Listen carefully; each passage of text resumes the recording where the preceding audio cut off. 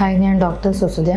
Doctor K M. Cherian institute of medical സയൻസിലെ reproductive medicine consultant ആണ്. PCOS അസുഖമുള്ള സ്ത്രീകളിൽ ഹൃദ്രോഗത്തിനുള്ള സാധ്യത എന്നുള്ളതാണ് ഇന്നത്തെ നമ്മുടെ ഡിസ്കഷൻ പോയിന്റ്. ആർത്തവവിരാമം എത്തിയിട്ടില്ലാത്ത സ്ത്രീകളിൽ റിലേറ്റീവ്ലി ഹൃദ്രോഗത്തിനുള്ള സാധ്യത കുറവാണെങ്കിലും PCOS അസുഖം നേരത്തെ ഉള്ളവരിൽ ഇത്തരത്തിൽ ഹൃദ്രോഗ അസുഖങ്ങൾ കയറി വരാനും അതുമൂലം കൂടുതൽ റിസ്കുകൾ വരാനുമുള്ള സാധ്യത കൂടുതലാണ്.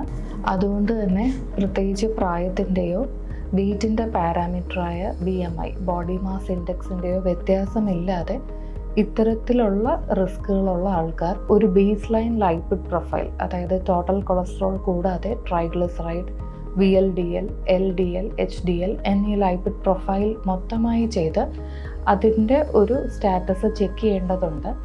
ആൻഡ് ആ ഒരു പ്രൊഫൈലിലുള്ള തീവ്രത അനുസരിച്ചും അഡീഷണൽ റിസ്ക് ഫാക്ടേഴ്സ് എന്തൊക്കെ അവർക്കുണ്ട് എന്നുള്ളതനുസരിച്ചും ഇതിന് പീരിയോഡിക് ആയിട്ടുള്ളൊരു ഫോളോ അപ്പും വെക്കേണ്ടതാണ്. അതുപോലെ തന്നെ നേരത്തെ BP നോർമലായിട്ടുള്ള PCOS സ്ത്രീകളിൽ BP നോർമൽ ആയിരുന്നെങ്കിൽ പോലും ആനുവലി ഒരു ഫോളോ അപ്പ്, വർഷത്തിൽ ഒരിക്കലെങ്കിലും BP ചെക്ക് ചെയ്യേണ്ടതും അത് നോർമൽ രീതിയിൽ തന്നെയാണ് എന്ന് ഫോളോ അപ്പ് ചെയ്യേണ്ടതുമാണ്.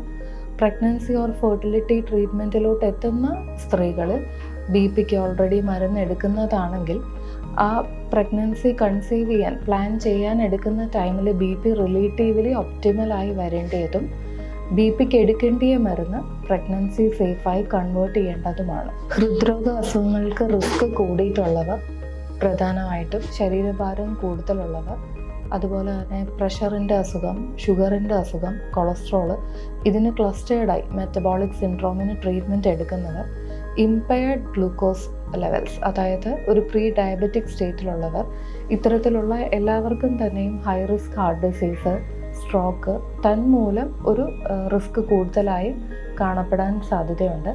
അതുകൊണ്ട് ചുരുക്കത്തിൽ അവർ ഏറ്റവും കൃത്യമായി ചെയ്യേണ്ട അസസ്മെൻറ്റും ഫോളോ അപ്പും ഇവയൊക്കെയാണ്. വെയിറ്റ് പരമാവധി വെയിറ്റ് റിഡക്ഷൻ വരുത്തി വയ്ക്കുക. ആവറേജ് ഒരു 5 to 10% ഓഫ് ബോഡി വെയിറ്റ് എങ്കിലും ഒരു 6 മാസത്തിനുള്ളിൽ കുറച്ചു കൊണ്ടുവരാൻ ശ്രമിക്കുക. തന്മൂലം ഹോർമോൺസ് ഒപ്റ്റിമൽ ആവുകയും ഇത്തരത്തിൽ ജീവിതശൈലി രോഗങ്ങളിൽ നമുക്കൊരു കൺട്രോൾ വരുത്താനും സാധിക്കും. അതുപോലെ തന്നെ ആനുവലായിട്ട് ചെയ്യേണ്ട ബ്ലഡ് പ്രഷറിൻ്റെ ചെക്കപ്പ്, ഷുഗർ, കൊളസ്ട്രോളിൻ്റെ മോണിറ്ററിങ്, ഇതൊക്കെ കൃത്യമായി തന്നെ ചെയ്യുക. ജീവിതശൈലി രോഗങ്ങൾ മൂലമുണ്ടാകുന്ന റിസ്കുകൾ കൺട്രോൾ ചെയ്ത് വയ്ക്കാൻ പറ്റിയ ഏറ്റവും നല്ല കാര്യം ഇത്തരത്തിൽ ജീവിതശൈലിയിൽ കൊണ്ടുവരാവുന്ന വ്യത്യാസങ്ങൾ തന്നെയാണ്.